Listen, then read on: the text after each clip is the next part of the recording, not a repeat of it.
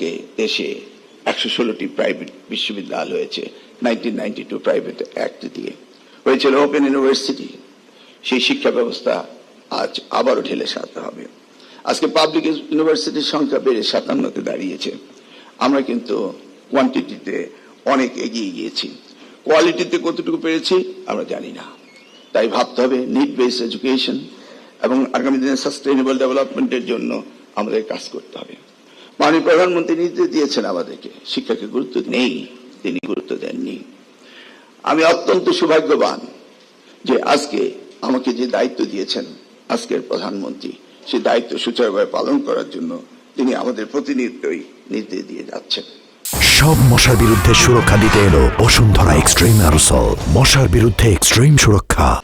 আমরা দেখতে চাই আগামী বাংলাদেশ গড়ার জন্য, এই শিক্ষা ব্যবস্থা ব্যাপক পরিবর্তনের জন্য আগামী দিনে আমরা কি করতে পারি।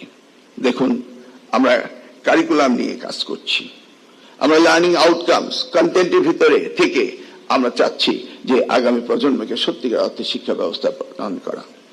আজকের এই এনলাইটেড ইন্টেলেকচুয়াল প্রপার্টির সামনে আমি আপনাদেরকে আহ্বান জানাবো, আমাদের মাননীয় প্রধানমন্ত্রী তিনি চান আগামীর বাংলাদেশ গড়ার জন্য।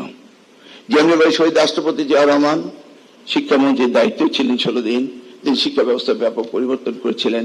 যেভাবে আমাদের দেশ মাতা বেগম খালেদা জিয়া শিক্ষাকে সবচেয়ে বেশি গুরুত্ব দিয়ে তিনি কাজ করেছিলেন, আজকের প্রধানমন্ত্রী তিনি আবারও এই শিক্ষাকে সবচেয়ে বেশি গুরুত্ব দিচ্ছেন।